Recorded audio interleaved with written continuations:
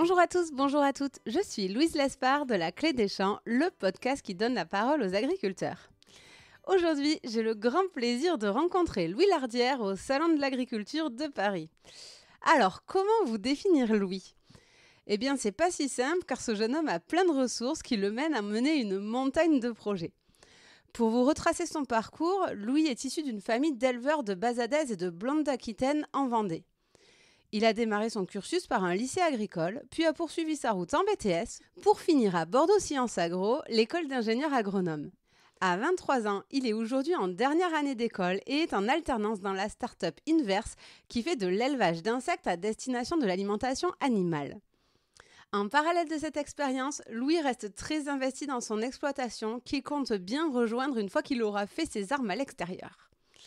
Avec son père et son oncle, il mène une multitude de projets. Mise en place d'un atelier de vente directe sur la partie bovin-viande, développement d'une gamme d'haricots blancs transformés pour nous régaler à l'apéritif sous le nom des croque-mojettes, production de cacahuètes qu'ils vendent également sous leur propre marque, et puis bien sûr, développement de l'élevage d'insectes pour l'alimentation animale, auquel Louis croit dur comme fer pour apporter un complément de revenu à l'exploitation. À l'heure où la question de la transmission des exploitations est un sujet majeur du monde agricole, je trouvais intéressant de donner la parole à Louis. Il est pour moi représentatif de cette nouvelle génération, intellectuellement très câblée et pleine d'idées, qui a envie de s'investir dans le métier et qui fait le pari de l'innovation pour pérenniser leur exploitation. Bref, de véritables entrepreneurs du vivant. Et puis vous le verrez, les qualités humaines de Louis ne gâchent rien à l'affaire. Bref, je vous laisse en sa compagnie. Bonne écoute!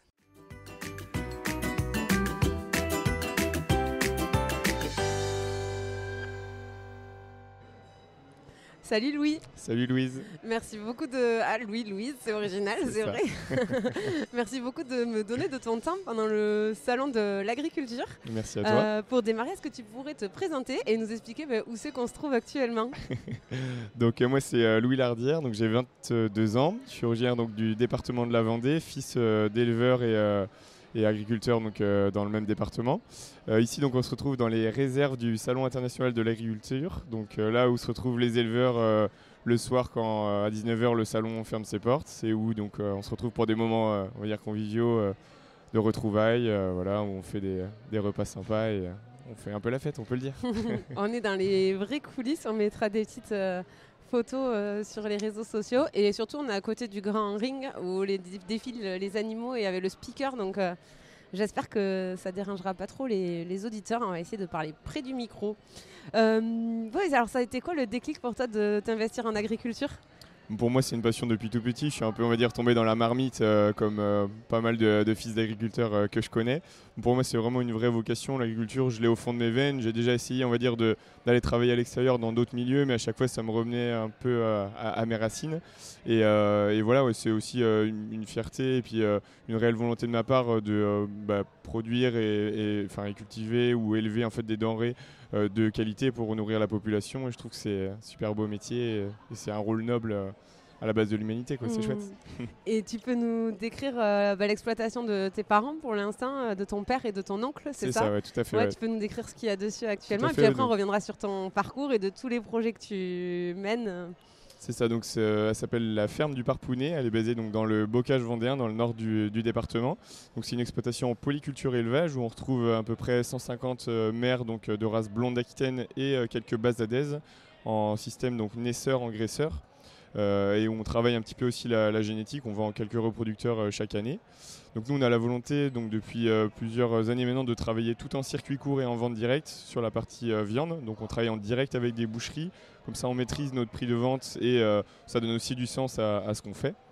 Et à côté, donc, on a à peu près 180 hectares en culture de vente. Donc on va retrouver des céréales à paille, des protéagineux et notamment plusieurs cultures de semences, donc de multiplication de semences. Et en plus, plusieurs sortes de légumes secs, notamment donc, le fameux légume sec qui fait parler du département qui est la mojette, donc une variété d'haricots blancs. Et on fait également à côté des flageolets, des cocos, des pois chiches, des lentilles, etc. Et on vend tout ça en vente directe à la ferme et en circuit court auprès de magasins, restaurateurs, grossistes, épiceries fines, etc. Ok, impressionnant. On y reviendra parce qu'il va falloir nous expliquer comment vous avez le temps de vous occuper de tout ça. En tout cas, au salon, ici, tu es chez toi. Tu es venu avec Malcolm, un taureau basadé. Et puis donc, du coup, tu as accès aux cabanes des Blancs d'Aquitaine, aux cabanes des basadés, au stand de la vente des stands de la Nouvelle-Aquitaine. On ne savait plus où enregistrer l'épisode. Et tu es aussi actuellement en apprentissage dans une start-up de la ferme digitale qui s'appelle Inverse. C'est ça. Exactement. Très bien. Donc, salon chargé. Exactement, ouais, c'est ça. Ouais. Moi, c'est l'occasion de tous se retrouver, de communiquer un peu sur nos pratiques, le monde agricole, et puis voilà, de retrouver à la fois les amis éleveurs agriculteurs, mais aussi tous les partenaires sur les différents domaines. C'est un chouette événement, ouais. Et pour revenir sur ton parcours, tu as démarré par un lycée agricole, c'est ça ? Tout à fait, ouais, c'est ça. À la suite du collège, je me suis dirigé vers un lycée agricole, donc j'ai effectué une seconde générale et technologique. Ensuite, donc, j'ai entamé un bac technologique STAV, donc sciences et technologies de l'agronomie et du vivant, qui m'a beaucoup plu, qui était assez ouvert donc sur l'aspect à la fois technique agronomique, mais aussi très général et poussé sur ces matières-là. Et à la suite de ça, donc, j'ai été effectuer un BTS Axe, donc analyse, conduite et stratégie de l'entreprise agricole, pour étudier un peu toute la partie gestion d'exploitation et technicité des différents ateliers. Et ensuite, donc, je me suis lancé le défi pour essayer en fait d'acquérir des compétences différentes et compléter un peu tout ça, donc d'entrer en école d'ingénieur agronome. Et là, donc, je termine le cursus que je faisais en alternance. Ouais, à Bordeaux Sciences Agro. Exactement, c'est ça. Je trouve ça intéressant comme parcours aussi pour valoriser les lycées agricoles. Parce que je trouve qu'ils ne sont pas valorisés à la hauteur de ce qu'ils devraient pour travailler pour le groupement de lycées agricoles des Landes, AgriCampus 40. Et c'est vrai qu'on peut démarrer par un lycée agricole et aller jusqu'à une école d'ingénieur agronome, quoi. Bien sûr, ouais, ça ferme pas de porte. Et même au contraire, j'ai des amis qui sont passés en lycée agricole dès le bac et qui aujourd'hui font des métiers totalement à part du monde agricole, mais qui ont une certaine ouverture sur d'autres notions, qui sont l'agronomie, la nature. Enfin, c'est vraiment très varié. Et souvent, ces établissements qui sont aussi assez familiaux. Voilà, on se connaît tous parce qu'on est un petit effectif. Les professeurs ou l'équipe éducative est assez proche d'étudiants. Il y a pas mal de sorties terrain, etc. Donc c'est vraiment, je trouve, un espace qui fait grandir et qui malheureusement n'est pas assez communiqué à mon sens, notamment auprès des collèges. Et c'est vraiment quelque chose qu'il faut mettre en avant. Chacun y a sa place. Ouais. Et pourquoi tu as voulu faire ton alternance dans une start-up est-ce que tu peux nous dire ce qu'ils font quand même, Inverse, et pourquoi pas repartir directement? Tu aurais pu faire une alternance presque sur ton exploitation, vu que je crois qu'à terme, le projet, c'est de t'installer à nouveau. Oui, tout à fait. Ouais. Donc, dans l'idée, c'est de m'installer à la suite de mon père et mon oncle. Voilà, donc eux, ils sont encore jeunes, il leur reste à peu près 7 à 8 ans à faire. Donc, dans l'idée, moi, c'était de continuer de m'ouvrir l'esprit sur de nouvelles choses et puis aller voir ce qui se fait ailleurs. Et donc, je me pose beaucoup de questions sur l'avenir agricole et notamment la place de la main-d'œuvre dans les fermes et la place du coup de la sécurité économique des exploitations agricoles. Et Inverse, donc, c'est une société qui développe un modèle agricole d'élevage de vers de farine, donc des insectes, pour nourrir les animaux, donc pour la nutrition animale. Et ils développent ça en fait dans des exploitations. Donc ils cherchent des agriculteurs qui en fait souhaitent diversifier leurs revenus en élevant des larves. Trop ouf. Et donc je trouvais l'idée assez sympa. C'est pas hyper chronophage comme production, c'est une production qui est assez rémunératrice et il y a vraiment un caractère innovant important.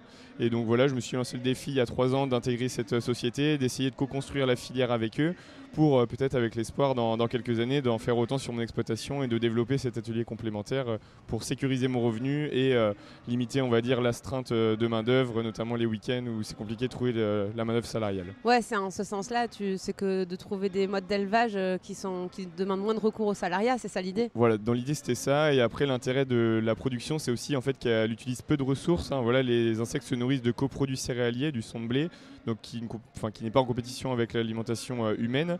On élève ça donc dans des bacs, ça prend peu de place en fait, peu d'emprise au sol. On a une production qui se fait à énergie positive aussi parce que les insectes n'ont pas besoin d'être produits. Bref, tout un tas d'arguments qui poussaient le projet, enfin qui me bottaient énormément. Ouais. Et du coup, je me suis dit, allez, on se lance le défi sur quelques années, quoi. Bah, tu me donnes envie de faire un épisode dédié aux insectes, l'élevage d'insectes. Je ferai ça, je vais me le mettre dans la liste des choses à faire. Tu penses que c'est essentiel pour un agriculteur d'aller voir un peu ailleurs ce qui se passe avant de se réinstaller sur son exploitation? Je pense que c'est intéressant, ouais, parce que non pas qu'on ait des idées préconçues quand on est sur une exploitation, mais on est souvent orienté, on est souvent aussi dans le travail avec une charge de travail importante.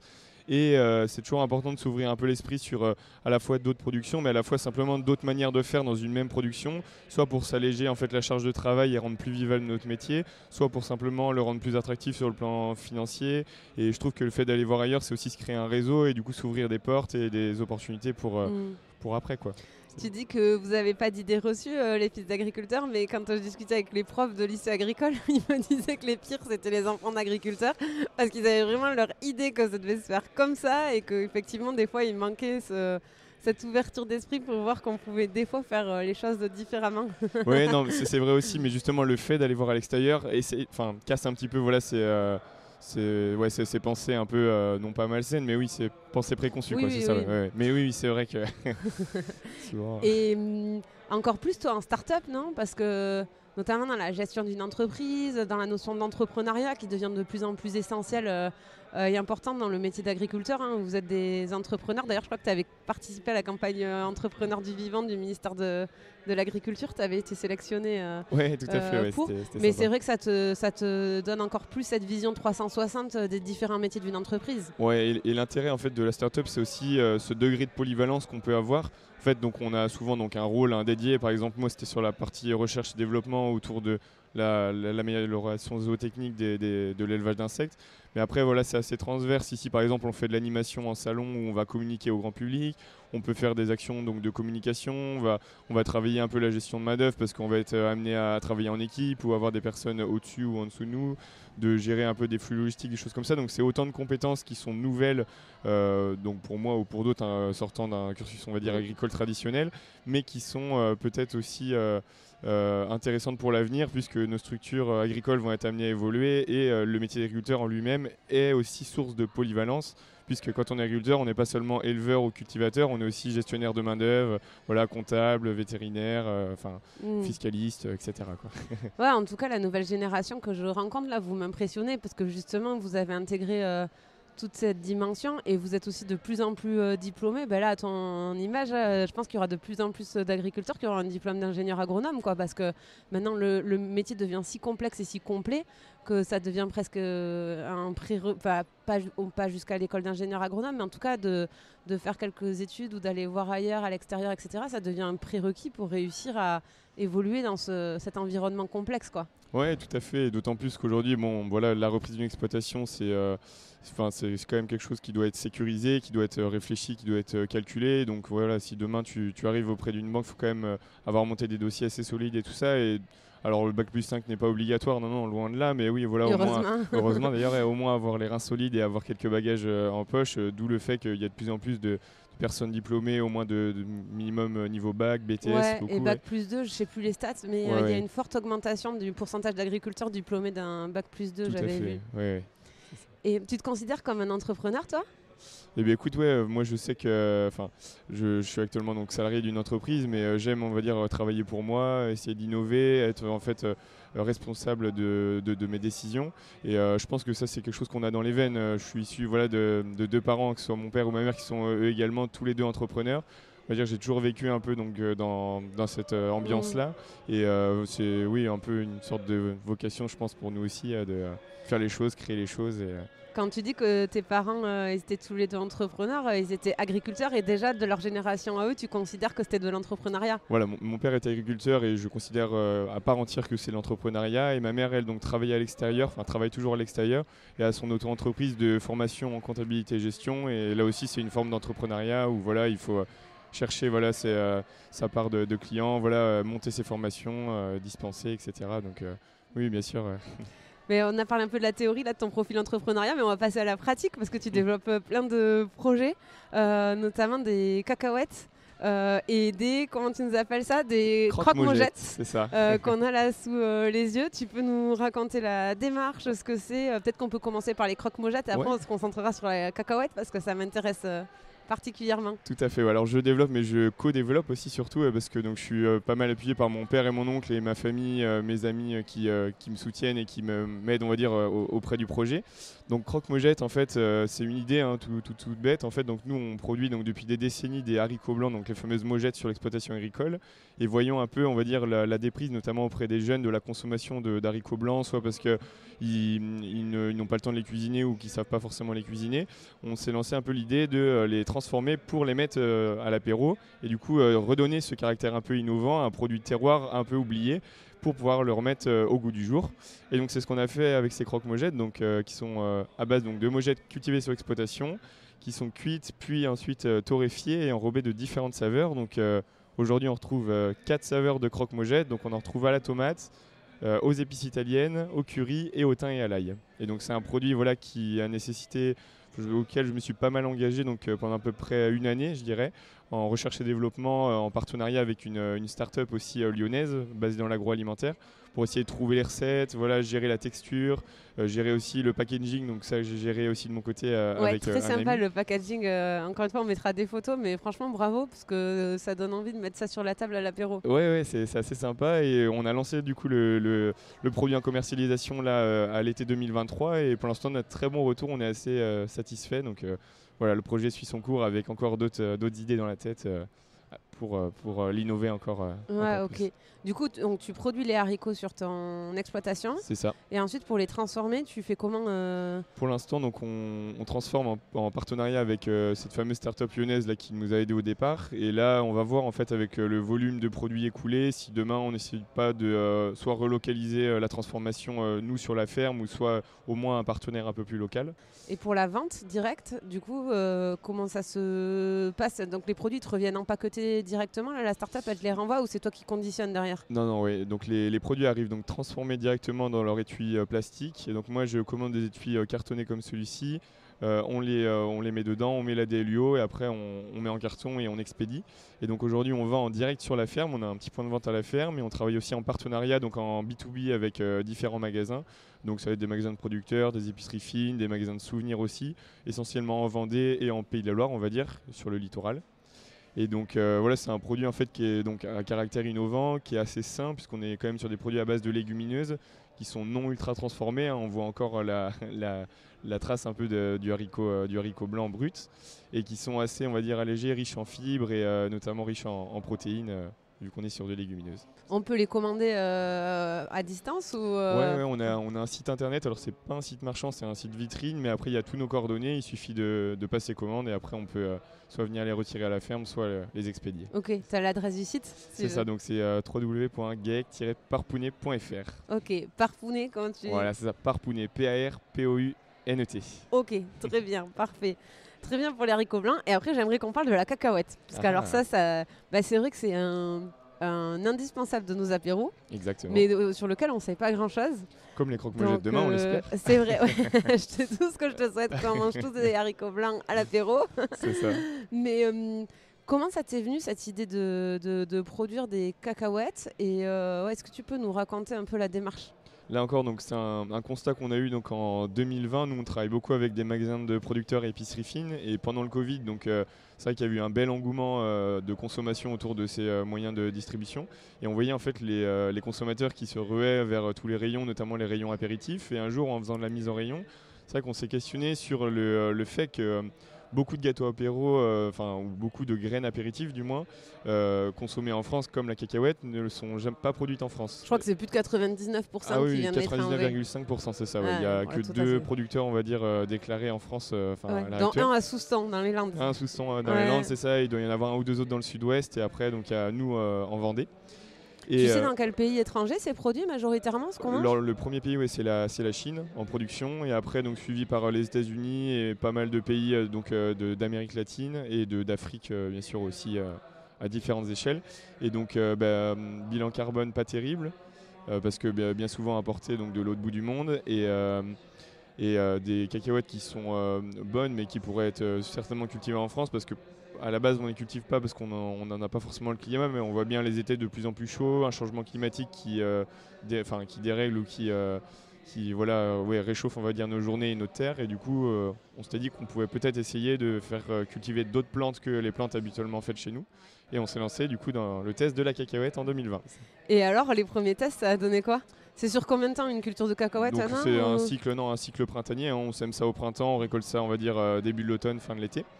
Et donc la première année, justement, à notre immense joie, on va dire, on a cultivé et récolté des cacahuètes qui étaient d'ailleurs très bonnes. Et on s'est dit, ouais, mais il y a quelque chose à faire, quoi.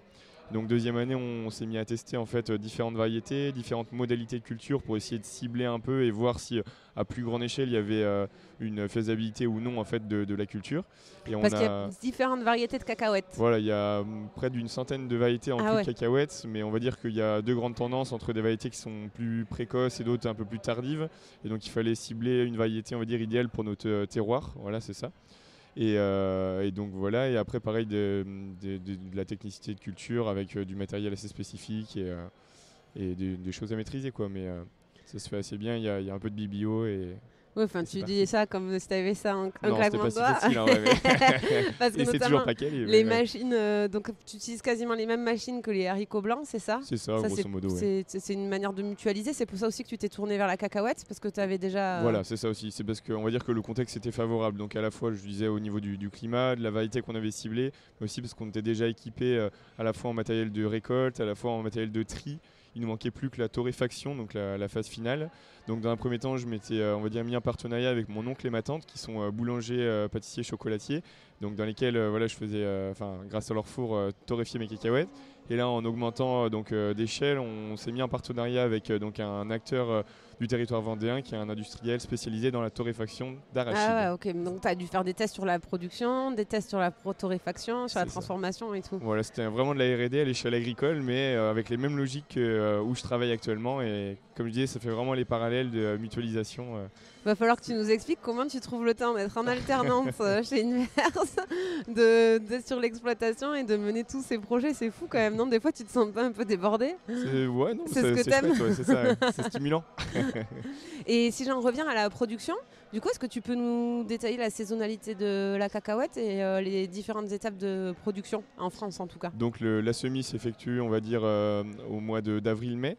Ensuite, la plante pousse donc en végétation, elle va faire à peu près, on va dire, 30 cm de hauteur. Donc c'est et après, donc, elle fait des fleurs jaunes qui vont devenir par la suite des stolons. Donc c'est des genres de petits radicelles qui vont redescendre vers la terre et qui vont en fait former la cacahuète dans la terre, au même titre qu'une pomme de terre. Donc en gros, la plante, elle va faire un arc pour repartir dans la terre. Exactement, c'est ça. Des sortes de racines en fait qui sortent des fleurs, qui rentrent dans la terre. La cacahuète va être formée à 3-4 cm du sol.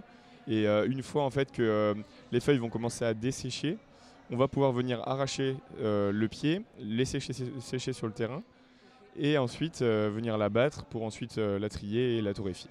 Et bien sûr la déguster. Et donc là, à ce moment-là, tu ramasses la cacahuète sous coque, quoi. Oui, comment on peut le décrire pour les auditeurs? C'est les cacahuètes qu'il y a dans les grands sachets. Comme là, les cacahuètes de bar, les cacahuètes de bar là, qu'on doit casser, il y a la petite cacahuète à l'intérieur. C'est ça. Et les plants que tu sèmes, oui. C'est les cacahuètes elles-mêmes en fait. Voilà, en fait c'est les semences, donc c'est la graine qu'on trouve dedans, mais avant torréfaction, pour que le germe soit encore valide. Oui, donc ceux qui sont à l'apéro et leurs cacahuètes dedans, c'est pas la peine qu'ils essayent de les planter une fois qu'elles sont torréfiées. Ou alors qu'en fin de soirée. Ça fonctionne pas. Ok, et du coup tu nous as dit que ça se récoltait quand? Ça se récolte à peu près au mois de septembre. Ouais, c'est ça, début de l'automne. Tu as besoin de beaucoup d'eau, les phytos, tu peux nous les pesticides et tout ça? C'est aussi pour ça dans le contexte actuel de réchauffement climatique où on doit aussi faire attention aux ressources et à la préservation des ressources, notamment en eau. C'est une culture assez rustique, alors ça nécessite quand même de l'eau, notamment pour le début de la végétation. Mais grosso modo, ça nécessite à peu près, 120 mm sur le long de la culture, quoi. Donc par rapport à un haricot, par exemple, on va être autour des 150, 170. Un maïs aussi, et voilà, on reste sur une culture peu gourmande en eau, même si c'est mieux d'arroser, notamment pour avoir des coques de belle qualité. D'où le fait que c'était plutôt cultivé jusqu'à présent dans les pays chauds. C'est ça, chaud et humide, quoi, c'est ça. Ça a besoin d'hygrométrie quand même importante. Et tu me disais d'ailleurs que généralement, même quand tout était séché, il y avait, si on voyait un champ vert pétard, c'est que c'était les cacahuètes. Et ouais, c'est ça, c'est assez marrant. En fait, en fin d'été, souvent tout est grillé, les prairies, toutes les cultures en tout genre. Et en fait, on sent que ça pousse dans des pays chauds. Visiblement, il fait pas encore assez chaud chez nous.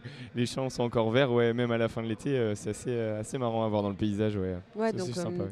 ça peut être des types de production. Bon, on pourra pas se nourrir à base de cacahuètes, Bien sûr que non. à moins de prendre tous 50 kilos. Donc. C'est ça. Mais c'est vrai que c'est un des révélateurs du changement climatique et d'adaptation des exploitations. Voilà, adaptation système de culture. Et c'est une des alternatives possibles dans nos systèmes de culture de demain, quoi, à condition d'être équipés, bien sûr, et après d'avoir le réseau de distribution, disons. Mais... Justement, les machines, donc, tu utilises les mêmes que celles des haricots. Tu nous disais que tu avais dû les adapter.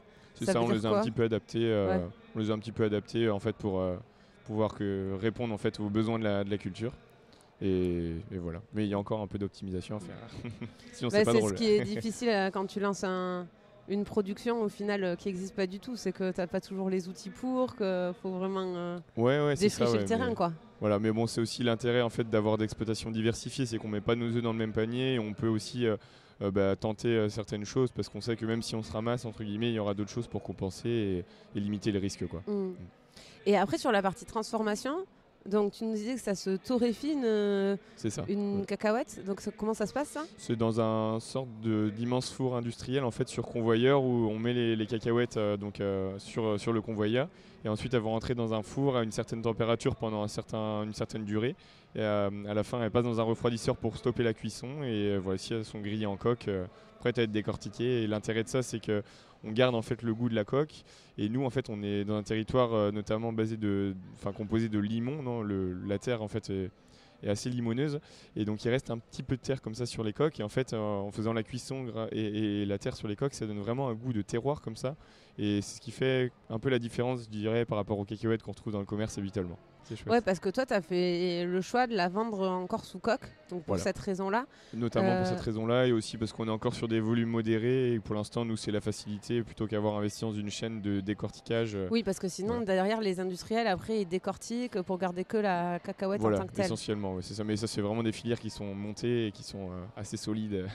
Qui n'existent pas en France pour l'instant. Pour l'instant, non. Enfin, il y en a une, mais c'est des industriels, quoi. Il n'y a pas de producteurs et... ils importent énormément et après ils font ça de manière industrielle, c'est ça. Sans la torréfaction, ça donne quoi la cacahuète on peut la manger On peut la manger, ouais, on en a goûté, c'est assez marrant, mais c'est un petit peu goût de verre comme ça, tu vois, c'est légèrement mou et bon, ça n'a pas vraiment de valeur ajoutée pour le palais, tu vois. Ouais.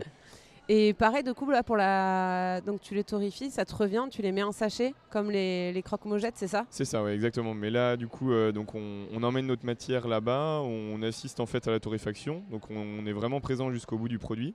Après, on le récupère en big bag et on met en sachet de nous-mêmes, en fait, aussitôt après, pour vraiment garder la fraîcheur de la cacahuète et le croustillant aussi de la cacahuète. Et après, donc on étiquette et on distribue.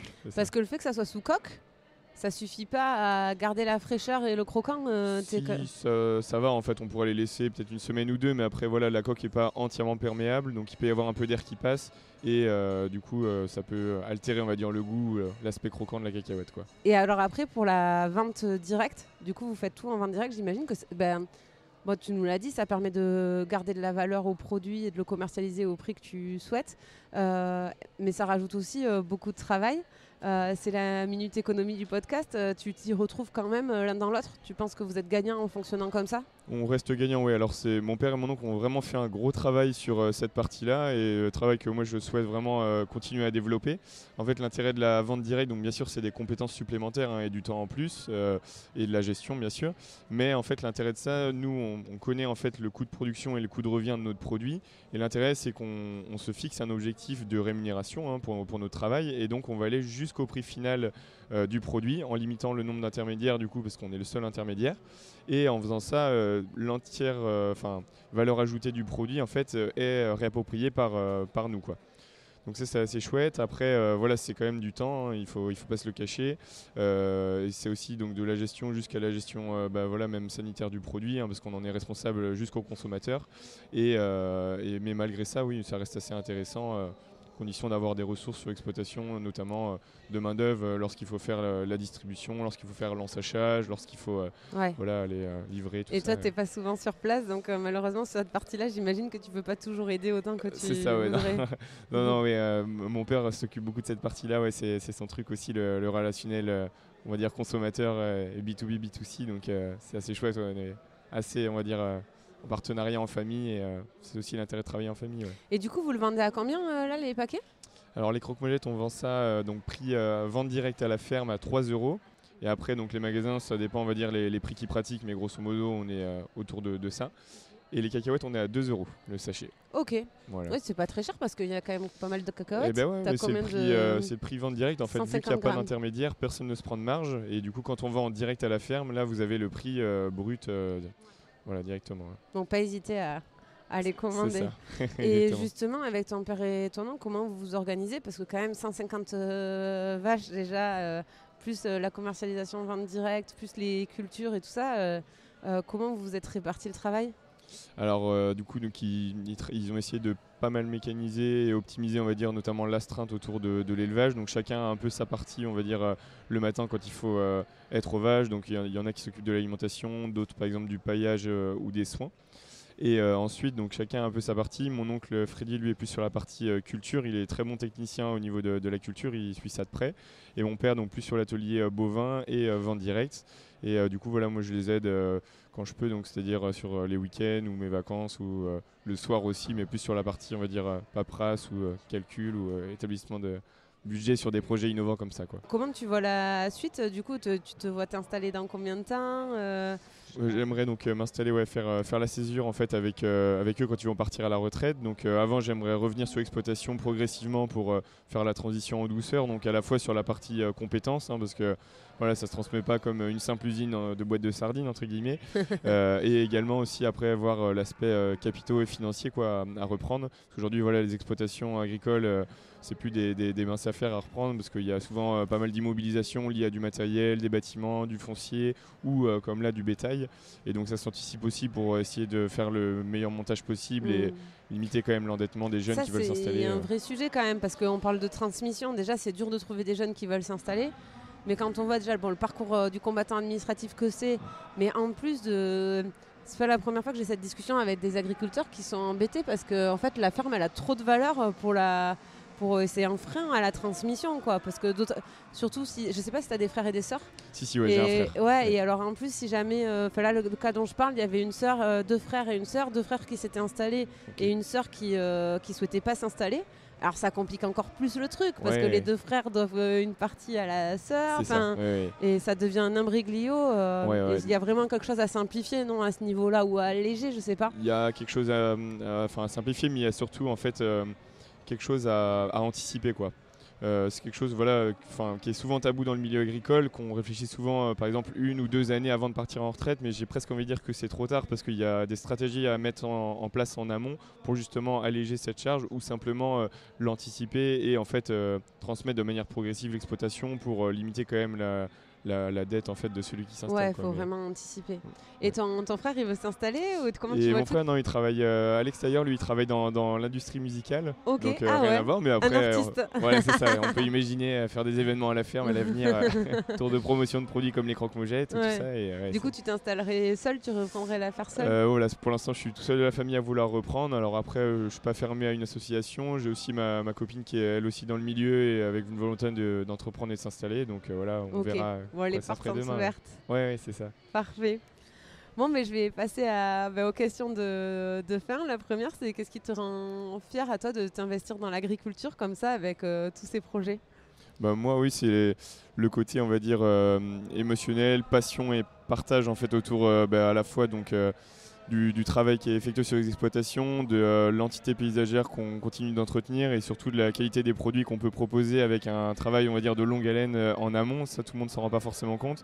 Mais pour nous, c'est vraiment ce qui me motive en fait, demain à travailler dans le monde agricole, c'est se dire que voilà, au quotidien, on travaille d'arrache-pied, mais pour nourrir en fait, les siens avec un métier qui est vraiment à la base de l'humanité. Je veux dire, chacun, on se lève tous les jours et en fait, s'il n'y aurait pas un agriculteur pour nous nourrir, il n'y aurait plus d'humanité, quoi. Donc, je trouve ça assez chouette. et assez noble quoi, comme vocation. Tu peux. La deuxième question, c'est est-ce que tu aurais un truc pour nous pour qu'on étale notre science au prochain repas entre amis quand il y aura des cacahuètes sur la table? Ok, faut savoir que les cacahuètes c'est une des allergies numéro 1 en France et dans le monde. Ça représente à peine 1% des allergies de la population, on va dire, existante. Et donc pour ça, on pourrait pallier à manger des croque-mojettes. Très bien, donc pour les allergiques à la cacahuète, c'est 1% de la population qui est allergique à la cacahuète, ouais, c'est ça? C'est ça, ouais, ça fait. Ouais, ça fait pas mal. Ça fait pas mal. Donc je pense que les croque-mojettes ont de l'avenir. C'est ça, une vraie alternative. C'est tout ce que je te souhaite. Et la dernière question, c'est est-ce que tu peux nous dire où c'est qu'on peut suivre ton actualité, commander tes produits, nous redonner ton site internet? Ouais, carrément, ouais. Donc nous, on est sur les réseaux sociaux, donc notamment Instagram. Donc notre page s'appelle Gaëc le Parpounet. C'est le nom de l'exploitation. Et sur Facebook aussi, on vous retrouvez notre gamme de produits sous le nom Papounet Saveur. Donc avec le petit jeu de mots Papounet lié au nom de la ferme, le Parpounet. Et après, voilà, sur mes réseaux personnels, Louis Lardière, sur les différents réseaux. Sur LinkedIn un petit peu. C'est ça. Et le site web, tu peux le redonner? Le site web, donc www.gaec-parpounet.fr. Parfait. Super. Bon, écoute, il me reste plus qu'à te souhaiter bonne chance avec Malcolm. C'est quand le concours Bazadier? C'est ce jeudi à 13h. Ok, écoute, je te souhaite bonne chance. Je sais pas si je pourrais y être parce que j'ai déjà bloqué pour 16h le concours blanc. Y a pas de où on a Hervé Larc, on a interviewé sur le podcast qui va passer, mais j'essaierai de venir. Et puis sinon, on se verra le jeudi soir pour les résultats. Dans les réserves, en retour.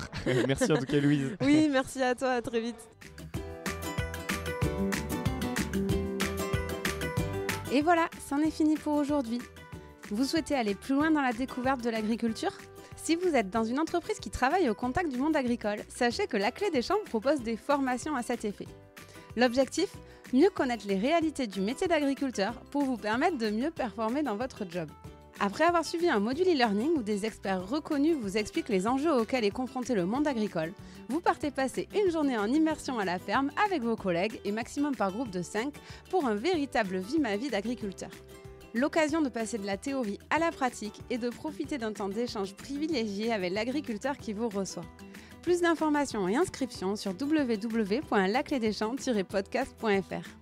Et avant de partir, dernière chose, si le podcast vous plaît, n'hésitez pas à lui mettre une note 5 étoiles ou à en parler autour de vous. Ça m'aide énormément à faire connaître le podcast. Merci beaucoup et je vous dis à très très vite.